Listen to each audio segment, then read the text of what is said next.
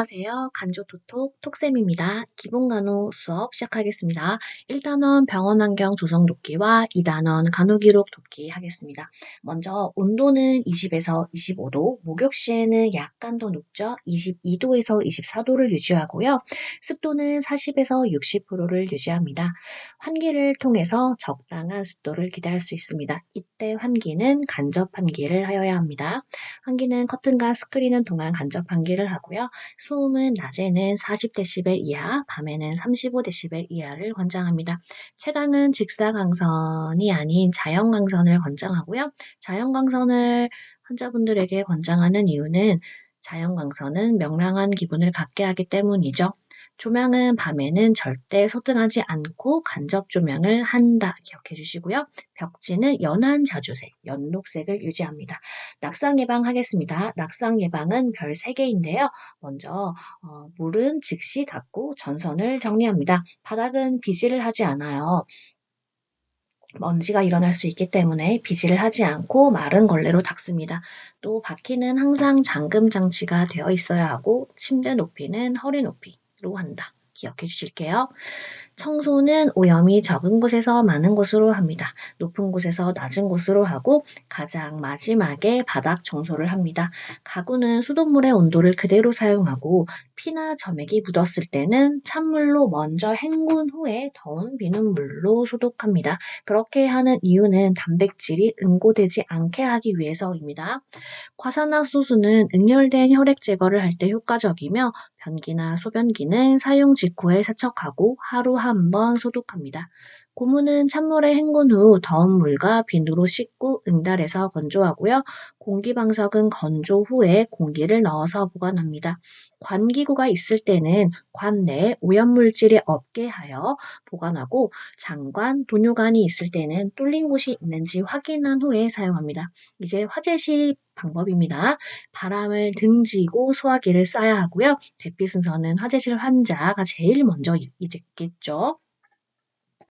화재실의 환자가 제일 먼저고요. 거동 가능한 환자, 그 다음 경증, 중증, 직원이 마지막 순서로 대피합니다.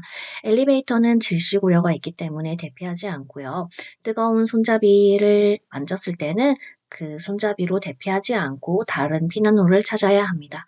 밖으로 나온 경우에는 절대 다시 들어가지 않습니다. 물품 관리입니다. 물품 관리는 적절한 기준량을 설정하고 유지한다입니다. 넉넉히 한다 하면 틀린 거예요. 입원시 간호입니다. 원무과 연락을 받고 빈침상을 준비하고요. 간호조무사 자신을 소개합니다. 환자에게 환희, 입원 발치를 주고 활력 징후를 측정합니다. 그런 후 병동 안내를 하는데요. 면회 시간, 회진 시간, 화장실의 위치, 콜벨 사용법 등을 교육하고요. 자가약은 환자에게 일단 복용하지 않도록 안내한 후에 간호사에게 보고합니다. 기중품은 우리가 가지고 있으면 안 되고요. 분실 위험이 있죠. 그래서 기중품은 무조건 보호자에게 인계한다 이고요. 환자의 질병 경과나 예후, 수술과 관련된 설명은 의사의 자비이기 때문에 절대 간호조무사가 하지 않습니다. 전동간호입니다. 전동이란 병동을 옮긴다인데요. 가지고 갈 때는 복용하던 약물, 환자가 쓰던 물품, 의료 기록지를 가져가고요. 갖고 가면 안 되는 것들에는 전출병동의 휠체어나 수액거리는 가지고 가지 않습니다. 퇴원간호입니다. 퇴원간호는 반드시 퇴원 처방이 난 후에 실시하고요. 퇴원약을 챙겨드리고 외래 방문의를 알려드리고 가정간호를 연계하는 방법이 있겠습니다. 만약 의사의 처방이 없이 자의퇴원을 하고자 한다면 자의퇴원서를 작성해야 합니다. 간호기록입니다. 수기기록 방법에는 낮에는 검정색 펜을 쓰고 밤에는 붉은색 펜을 씁니다. 맥박을 기록할 때도 맥박은 낮에 할 경우에도 붉은색으로 표기합니다. 기록한 후에는 정자로 서명해야 하고요. 현재 시제와 과거 시제는 사용할 수 있지만 미래 시제, 내가 혈압을 측정할 것이다. 같은 미래 시제는 절대 사용하지 않습니다. 물을 100cc 마셨다는 어떤 원칙을 준수하였는가라고 나온 적이 있는데요. 그런 경우는 정확성의 원칙을 준수하였다라고 보실 수 있습니다. 기록이 잘못된 경우에는 한 줄 또는 두 줄을 긋고 에러라고 쓰고 재작성합니다. 3단원입니다. 활력증후 도끼입니다. 활력증후는 심폐의 생리적 상태를 반영하는데요. 먼저 체온입니다. 구강체온입니다. 구강체온은 가장 편리하고 용이한 측정 부위로서 표준 체온이다 하면 구강체온으로 기억해 주시고요. 구강체온을 측정하는 방법은 혀 밑에 넣고 입을 다물어요. 혀 밑에 혈관이 많이 분포되어 있기 때문에 혀 아래에 넣고 입을 다문다라고 기억해 주시고요. 그렇기 때문에 소아 환자는 측정할 수 없어요. 무의식 환자도 측정할 수 없고 호흡곤란 환자 측정할 수 없습니다. 또한 음식물 섭취가 얼마 지나지 않은 환자분들도 측정할 수 없고요. 껌이나 담배를 씹은 경우에도 측정할 수 없습니다. 이런 경우에는 보통 10분 후에 측정할 수 있고요. 그렇지만 온도가 많이 차이 나는 뜨겁거나 찬 음식을 먹은 후에는 30분 후에 측정할 수 있습니다. 애가체온입니다. 애가체온은 가장 부정확하고 가장 안전한 부위라고 설명합니다. 항문체온입니다. 항문은 체온이 가장 높게 측정되는 부위로서 항문 체온을 측정할 때 삽입하는 길이는 성인은 2.5에서 4cm, 아동은 1.5에서 2.5cm입니다. 고막체온입니다. 중요합니다. 뇌의 시상하부와 혈류를 공유하기 때문에 심부 체온을 가장 정확하게 측정하는 부위이죠. 측정하는 방법으로 3세 미만은 귓바퀴를 후 하방으로 당겨주고 3세 이상인 경우에는 귓바퀴를 후 상방으로 당겨줘요. 그렇게 하는 이유는 S자 웨이도를 직선으로 곧게 펴서 적외선으로 온도를 측정하기 위해서입니다. 고막 체온을 측정한 후에는 커버를 벗겨서 버려야 합니다. 일회용 커버죠. 그런 후에 이제 이마 체온입니다. 이마 체온은 측도 동맥 또는 귀 쪽에 측정하는데요. 비접촉 체온계로 측정합니다. 호흡은 환자에게 측정한다고 설명하지 않고 측정합니다. 호흡에 관여하는 주요 근육에는 횡격막이 있고요. 늑간근이 있어요. 늑간근은 립 고기를 드실 때 먹는 고기 부위라고 생각하시면 됩니다. 호흡의 정상 범위는 이게 나이대별로 정확하게 구분되어 있는데 그거를 다 알기는 어렵지만 제가 중요한 부분만 짚어드렸어요. 신생아는 30에서 60회 분당, 영아는 30에서 60회 분당, 성인은 12에서 20회 분당. 이렇게 정상 범위인데요. 보시면 나이가 들수록 횟수가 느려지는 걸 확인하실 수 있습니다. 이상호흡입니다. 이상호흡은 쿠수마을 호흡이 있어요. 당뇨병성 케톤 산증 시에 나타나는 호흡으로서 과일 냄새가 나는 특징이 있습니다. 또 체인 스톡스 호흡은 임종 전에 나타나는 호흡으로 무호흡과 가호흡이 교대로 일어나는 특징이 있습니다. 이제 맥박입니다. 맥박을 측정할 때는 엄지손가락으로 측정하지 않습니다. 측정자 본인의 맥박과 헷갈리기 때문입니다. 사용할 때는 검지와 중지손가락으로 촉지해서 사용하고요. 요골 맥박은 가장 흔히 사용하는 맥박 측정 부위입니다. 경동맥은 중요합니다. 수전증이 있거나 쇼크 시에 사용하는 측정 부위고요. 족배동맥입니다. 족배동맥은 발의 순환 상태를 사정할 때 측정하는 부위고요. 상안동맥은 팔에서 혈압을 측정할 때 사용하는 맥박 측정 부위입니다. 스라동맥은 다리에서 혈압을 측정할 때 사용하는 부위고요. 여기서 가장 중요한 거는 심천맥박이죠. 심천맥박은 좌측 중앙쇄골선과 5번째 늑간이 만나는 지점에서 측정할 수 있어요. 이때 환자의 자세는 앙와이로 하여야 하고 가슴을 오픈하여 청진기를 이용한 청진을 통해 측정합니다. 측정하는 경우는 3세 이하의 어린이 또는 수전증이 있을 때 또는 맥박이 불규칙할 때 사용할 수 있고요. 맥박이 결손이 된 걸 의심할 수 있다면 요골 맥박과 심천 맥박을 동시에 측정하여 비교할 수 있습니다. 맥박의 정상 범위는 신생아는 분당 120에서 140회, 영아는 분당 80에서 160회, 성인은 분당 60에서 100회인데요. 나이가 들수록 느려지는 걸 확인할 수 있고요. 기출문제에서는 영아의 맥박 정상 범위에 대해서 나온 적이 있어요. 80에서 160회죠. 이런 경우는 변별력을 기르기 위한 조금 난이도가 있는 문제였던 것 같습니다. 이상 맥박입니다. 이상 맥박은 분당 60회 이하이면 서맥이고요. 분당 100회 이상이면 빈맥이라고 합니다. 불규칙하면 부정맥을 의심할 수 있겠죠. 활력 징후에 영향을 주는 약물입니다. 데메롤과 모르핀을 투여하고 나면 호흡수가 줄어들 수 있기 때문에 주의 깊게 관찰해야 하고요. 에피네프린과 아트로핀은 맥박을 빠르게 뛰게 하는 특징이 있고요. 디기탈리스 또는 디곡신이라고 하는 약물은 맥박을 느리게 뛰게 하는 강심제입니다. 맥박 산소 포화도 측정입니다.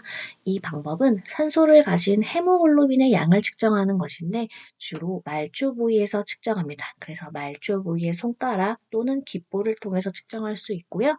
정상 범위는 95에서 100%로 나옵니다. 혈압 측정 방법입니다. 먼저 혈압을 설명하면 수축기압은 좌심실이 수축할 때 혈액이 대동맥, 혈관벽을 지나며 생기는 압력 그 자체를 말하는 거고요. 이완기압은 수축한 후에 우리의 심장, 특히 그중 우심방이 최고로 이완되었을 때 압력을 이야기하는 게 이완기압입니다. 그래서 판막은 각 방에서 역류를 방지하기 위해서 존재하는 거고요. 우리가 기억해야 할 거는 측정 방법이죠. 측정 방법은 상한 동맥에서 측정을 하고 커프의 폭은 성인의 경우 12에서 14cm, 팔꿈치에서 2에서 5cm 위에다가 감고요. 손가락 하나의 여유를 두고 감습니다. 고무관 윗팔동맥 부위에 대고 측정하고요. 1초에 2mm 오브 머큐리씩 내려가게 측정합니다. 측정 주의사항입니다. 팔은 심장과 같은 높이에서 측정해야 하고요. 재측정 시에는 2에서 5분 뒤에 측정합니다. 측정 뒤의 커프가 만약 너무 좁으면 실제보다 혈압이 높게 측정되고요. 팔의 높이가 낮으면 실제보다 혈압이 높게 측정되고요. 또 커프를 너무 느슨하게 감으면 실제보다 혈압이 높게 측정됩니다. 식사나 흡연 직후에도 혈압은 실제보다 높게 측정되는 경우가 있는데요. 압력이 높게 전달된다 하면 전부 혈압이 높게 나오는 오류입니다. 추가로 혈압은 나이가 들수록 압력이 높아지는 특징이 있습니다. 5단원 감염 관리와 무균술 돕기입니다. 감염 예방을 위한 주사 실무인데요. 일회용 제품을 절대 재사용하지 않습니다. 사용 직전에 포장을 제거하여 사용하고요. 개봉되어 있거나 손상된 경우에는 오염된 것으로 간주해야 합니다. 그리고 사용하지 않죠. 바늘은 절대 다시 구부리거나 뚜껑을 씌우지 않아요. 소독하지도 않아요. 폐기할 때는 손상성 폐기물에 버립니다. 앰플이나 바이알은 잔여량을 모아놓지 않습니다. 바이알은 표지하여 보관할 수 있습니다. 멸균과 소독, 세척의 개념에 대해서 설명드리겠습니다. 멸균은 아포를 포함한 모든 미생물을 제거하는 것을 말하는 것이고요. 소독은 여기서 아포를 제외한 미생물을 제거하였다 하면 소독이라고 보시면 됩니다. 세척은 물과 기계적인 마찰로 오염을 제거했다라고 생각하시면 되고요. 손위생의 구분입니다. 손위생은 내과적 손씻기와 외과적 손씻기가 있는데요. 먼저 내과적 손씻기는 손끝이 아래로 가는 우리가 평소에 일반적으로 손 씻기를 하는 방법을 얘기해요. 손 씻은 후에는 손잡이를 종이수건을 이용해서 닦는다라고 생각하시면 되고요. 종이수건을 이용해서 손잡이를 잠근다라고 생각하시면 되고요. 알코올 젤은 손에 오염이 없을 때 사용하는 것으로 20에서 30초가량 하는 손 씻기 방법이고요. 물과 비누를 이용한 손 씻기는 눈에 보이는 오염이 있어요. 그런 경우에 사용하는 방법입니다. 시간은 40에서 60초가량 손 씻기를 해야 하고요. 외과적 손 씻기는 내과적 손 씻기랑 반대죠. 손 씻기가 위로 올라가요. 우리 영화에서 뻔뻔 뻔뻔 하는 영화 보시면 손끝이 위로 올라가 있죠. 그래서 외과적 손 씻기는 손끝이 위로 올라간다라고 기억해 주시고 손 씻는 시간은 2에서 5분 정도 걸려요. 보통 수술 전에 많이 사용하는 손 씻기 방법이고요. 수전은 종이수건으로 끄지 않고요. 손이나 다리로 조작하기 때문에 만지지 않습니다. 이제 다약제 내성균 감염 관리입니다. 부적절한 항균제, 항생제, 항진균제, 항바이러스제 같은 사용으로 내성이 생긴 경우인데요. 이래서 약물의 효과가 듣지 않는 경우를 이야기합니다. 이때는 접촉주의를 하여야 하는데요. 접촉주의는 접촉이 되지 않게 하기 위해서 반드시 가운과 장갑을 착용하여야 합니다. 병실 밖으로 나오기 전에 장갑과 가운을 벗고 손위생을 하고요. 병실 밖에서 또 손위생을 합니다. 이때 병실을 나오기 전, 병실 안에서는 손소독제, 알코올젤을 이용한 손위생을 하고 병실 밖으로 나온 후에는 물과 비누를 이용한 손위생을 합니다. 의료기구를 직접 접촉할 때는 접촉하는 부위는 비닐로 감싸고 사용하고요. 알코올로 닦아냅니다. 공용 물품을 사용할 때는 다른 환자가 사용하기 전에는 꼭 소독을 해야 하고요. 격리실 안에 격리의료 폐기물 상자를 둔다라고 기억해 주세요. 오염세탁물은 폐기한다 하면 틀린 거예요. 오염세탁물은 분리하여 수거하면 됩니다. 소독제입니다. 소독제는 별 3개예요. 매우 중요해요. 먼저 높은 수준의 소독제는 어떤 걸 이야기하느냐면 일부의 아포를 사멸할 수 있어요. 여러분들, 소독은 아포를 제외한 미생물을 제거하는 것인데 일부 아포를 사멸할 수 있기 때문에 이 친구는 소독 수준에서 가장 높은 단계예요. 기출에 나온 적이 있어요. 2% 글루타르 알데하이드 기억해 주세요.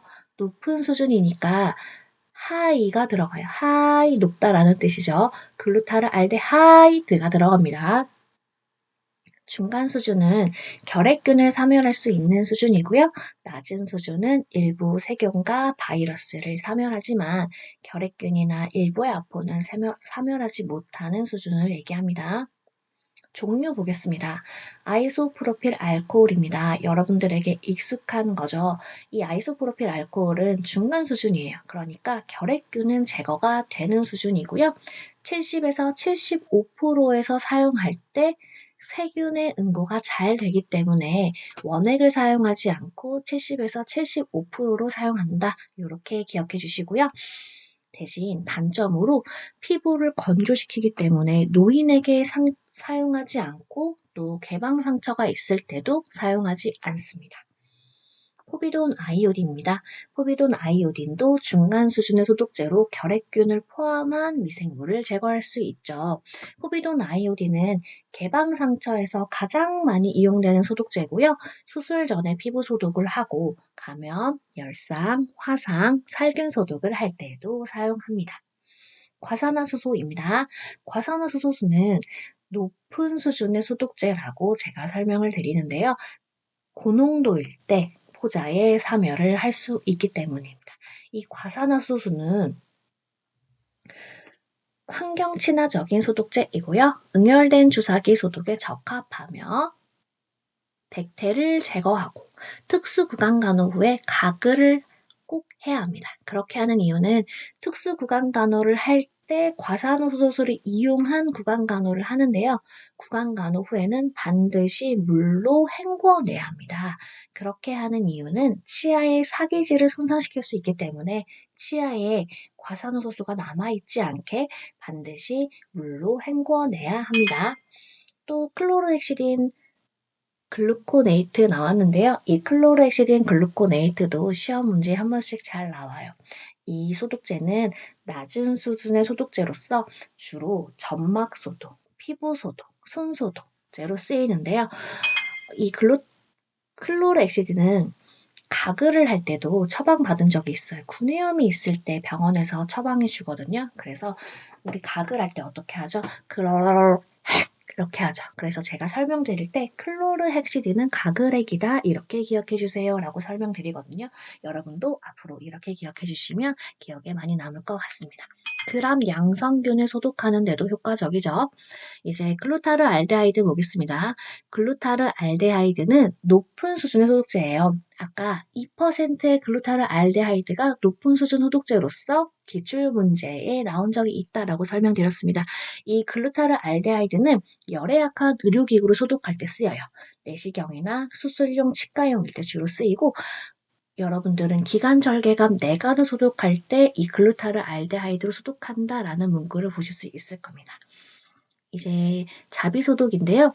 자비소독은 95도 이상의 뜨거운 물에 10분 이상 담궈서 소독하는 방법으로서 뚜껑을 덮어야 하고요.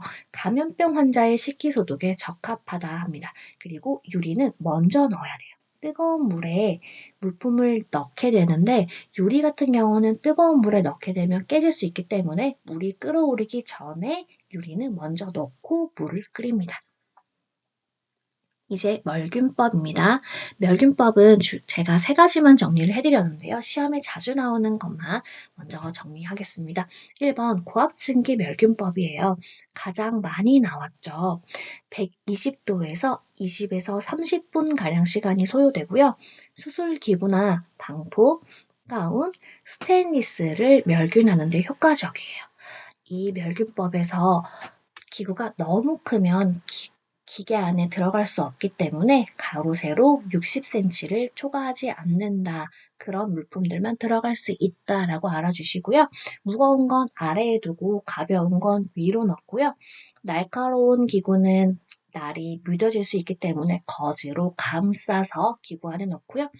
또 이게 증기로 소독하는 거기 때문에 물이 고이는 기구는 뒤집어서 놓아야 해요. 또한 소독 후에는 완전히 통기 후에 꺼내야 합니다. 두 번째 멸균 방법입니다. 이오가스, 산화이틸렌 가스 멸균법인데요. 38에서 55도의 온도로 하고요.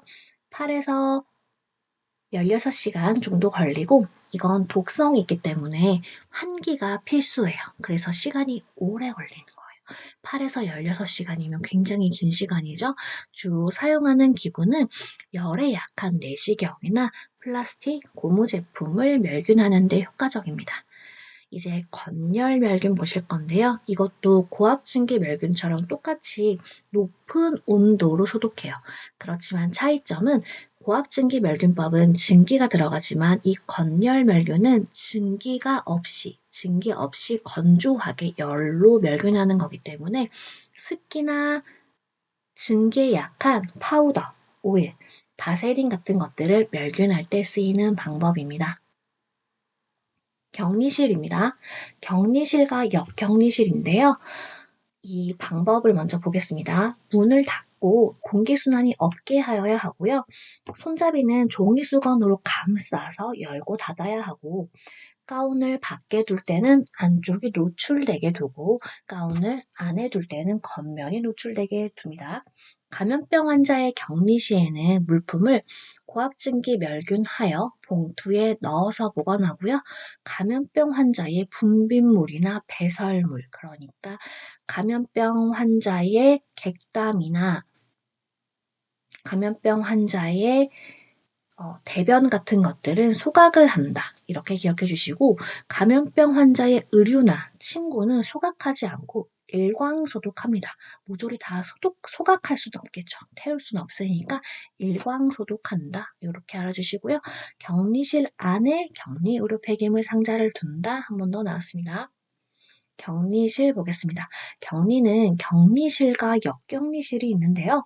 격리실은 출구를 통제하는 방법으로서 균이 바깥으로 나가지 않게 하기 위한 격리예요. 그래서 그 안에 계시는 환자분들은 주로 활동성 결핵 환자, 메르스 환자 같이 균을 뿜뿜하시는 분들이 계신다라고 보시면 되고요. 역격리실은 보호격리라고도 얘기하는 만큼 격리를 보호하는 거예요. 반대로 계시는 분들인데 균이 격리실 안으로 들어가지 않게 입구를 통제하고요. 여기 안에 계시는 분들은 백혈병이나 심장 이식 환자, 항암제 사용 환자 등과 같이 면역력이 떨어져 있는 환자분들이 사용합니다. 전파 경로입니다. 이것도 시험에 많이 나오죠. 별 3개입니다. 표준주의입니다. 입원 환자 모두에게 적용되는 감염관리 기본 원칙이 표준주의입니다. 장갑을 벗고 손위생을 시행한다인데요. 장갑을 사용하고 벗었는데도 손위생을 해야 하냐라는 질문이 있어요. 장갑에도 미세한 구멍이 있을 수 있기 때문에 장갑을 벗은 후에도 손위생을 해야 합니다. 또한 기침이나 재채기를 할 때는 휴지나 옷소매로 가리고 해야 한다. 또 다른 환자와 1m 이상의 거리를 유지해야 한다. 또 예상되는 오염 수준에 따라 우리는 적절한 개인 보호구를 착용한다. 등과 같은 것들은 표준주의 내용이고요. 이제 접촉주의 보겠습니다. 아까 한번 언급이 된 적이 있죠. 접촉으로 인해 병원균이 전파되는 경우를 말하는 것으로 우리 아까 다약제 내성균 할 때 나왔었어요. 필요한 경우를 제외하고는 병실 밖으로의 이동을 제한하고요.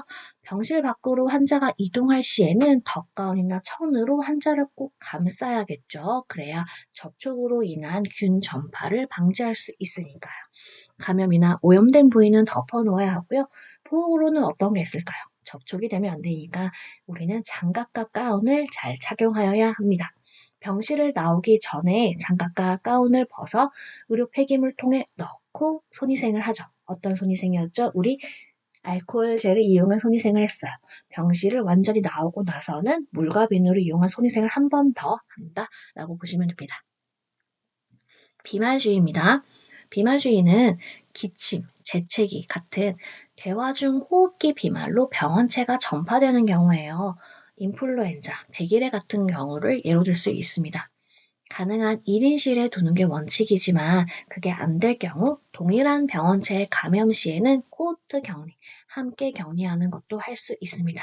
병실 밖으로의 이동을 제한하고요. 우리가 사용하는 보호구는 수술용 마스크, 같은 말로 덴탈 마스크, 일반 마스크 같이 줄이 가로로 있는 마스크 있죠. 그 마스크를 사용해서 우리의 몸을 보호한다라고 보시면 됩니다. 공기주의입니다. 공기주의는 공기를 매개로 한 전파예요. 예로 결핵, 홍역, 수두, 메르스가 있고요. 환자를 음압격리실에 격리합니다. 공기의 흐름이 연결되면 안 됩니다. 동일한 바이러스인 경우에 코호트 격리가 가능하지만 활동성 결핵인 경우에는 균주가 다를 수 있어 코호트 격리가 안 됩니다. 이 활동성 결핵인 경우에는 무조건 1인실 음압격리실에 격리해야 합니다. 사용해야 하는 보호구로는 N95 마스크 중요한데요. 이때는 N95 마스크를 착용한 후에 피 테스트를 하여 공기의 흐름이 있는지, 공기가 새어나가는지 확인을 하여야 합니다. 병실 밖으로 이동은 제한하고요. 병실 밖으로 이동을 할 경우에는 시간을 최소화하여야 합니다. 내과적 무균술입니다. 내과적 무균술과 외과적 무균술을 구분하였는데요. 먼저 내과적 무균술은 병원균의 전파를 방지한다가 내과적 무균술이고요. 외과적 무균술은 아포를 포함한 모든 미생물을 제거한다는 과정이에요. 그래서 예로 들자면 돈요관을 삽입하거나 드레싱을 교환하거나 주사약을 준비하거나 수술복을 착용하거나 멸균 물품을 다룰 때는 우리는 외과적 무균술을 준수해야 합니다. 멸균과 멸균 물품이 닿으면 멸균입니다. 하지만 멸균과 오염된 물품이 닿으면 오염으로 간주하는 겁니다. 시야에서 벗어난 것도 오염으로 간주하고요. 우리의 허리 아래 뒷면도 오염으로 간주합니다. 멸균 영역에서 전체적으로 가장자리 2.5cm는 오염이라고 간주합니다. 또한 피부는 멸균될 수 없어요. 우리 아까 배운 멸균의 3가지 방법, 고압증기 멸균법, 이오가스 멸균법, 건열 멸균법. 우리의 피부가 안에 기구 안에 들어갈 수 없죠. 그래서 피부는 멸균될 수 없다라고 보시고요. 개봉한 흔적이 보이면 오염이라고 간주합니다. 유효기간이 지난 것도 오염으로 간주하고요. 소독 날짜가 최신의 것이면 뒤쪽에 배치합니다. 멸균 물품 열기입니다. 멸균 물품을 열 때는 먼저 열기 전에 유효기간을 확인하고 허리 높이 이상에서 위치하도록 하고 이제 열 건데요. 간호조무사 반대편으로 가장 먼저 열고 왼쪽 손으로 왼쪽 편에 있는 물품을 열고 오른쪽 손으로 오른쪽 손에 있는 포를 잡아 엽니다. 그런 후에 맨 마지막에 가까운 쪽에 있는 포를 잡아서 열죠. 팔은 멸균 영역 위를 넘나들지 않고요. 가장자리 2.5cm는 오염이라고 간주합니다. 이제 멸균 영역 따르기인데요. 멸균 용액 따르기입니다. 멸균 용액은 유효일자를 확인한 후에 따르고요. 필요할 때 열고 바로 닫고 뚜껑은 아래로 들고 탁자에 놓을 때는 멸균 영역, 탁자에 놓을 때는 뚜껑 안쪽을 위로 하여 놓고요. 따르기 전에는 소량을 버려서 입구를 깨끗이 하여야 합니다. 용액이 남아도 절대 다시 부어서 채우지 않아요. 용액을 오픈했을 때는 병 표면에 개봉 일자를 적어 놓아야 합니다. 전달집게 사용법입니다. 전달집게는 항상 겸자가 아래를 가게 유지해야 해요. 위로 들면 오염이 될 수 있어요. 그래서 겸자는 항상 아래를 가게 유지하고요. 허리 높이 이상 보이는 위치에 두어야 합니다. 시야에서 벗어난 것은 우리 오염이라고 간주한다고 했죠? 물품을 둘 때는 살짝 떨어뜨려서 두고요. 겸자끼리 닿지 않게 하여야 합니다. 멸균통에서 거즈를 꺼낼 때는 손으로 꺼낸다가 아니라 멸균한 전달집게를 이용해서 꺼내죠. 전달집게와 통은 매 24시간마다 멸균하여 사용합니다. 의료 폐기물 관리입니다. 의료 폐기물 관리는 거의 매년 시험에 한 번씩 꼭 나와요. 그렇기 때문에 별 5개를 드렸습니다. 격리 의료 폐기물이에요. 격리 의료 폐기물은 빨간색 도형으로서 최대 보관 기간이 7일인데요. 예를 들면 감염병 환자의 객담 거즈 같은 것들을 넣을 수 있겠죠. 조직 물류 폐기물은 노랑 도형 상자에 검정 도형 봉투를 사용해서 15일 동안 최대로 사용할 수 있고요. 조직이나 장기, 동물 사체, 신체의 일부를 넣습니다. 병리계 폐기물입니다. 노랑 도형 상자에 검정 도형 봉투 15일 동안 사용할 수 있고요. 검사 슬라이드나 폐 슬라이드, 배양 용기를 넣을 수 있습니다. 생물 화학 폐기물입니다. 노랑 도형 상자에 검정 도형 봉투 15일 동안 사용할 수 있고요. 폐 백신이나 폐 항암제 같은 것들을 넣을 수 있습니다. 혈액오염 폐기물이 이제 한 번씩 나오고 있어요. 혈액오염 폐기물은 동일하죠. 노랑 도형 상자에 검정 도형 봉투를 사용하고 15일 동안 사용할 수 있는데요. 폐혈액백이나 투석 후 폐기물을 넣을 때는 혈액오염 폐기물에 폐기하여야 합니다. 손상성 의료 폐기물은 노랑 도형 상자에 검정 도형 봉투 동일해요. 그런데 최대 사용 기간이 30일이에요. 이거는 좀 기네. 왜냐면 바늘은 좀 부피가 작죠. 채우는데 시간이 좀 걸리는구나. 얘만 기간이 길구나 라고 보시면 될 것 같아요. 여기서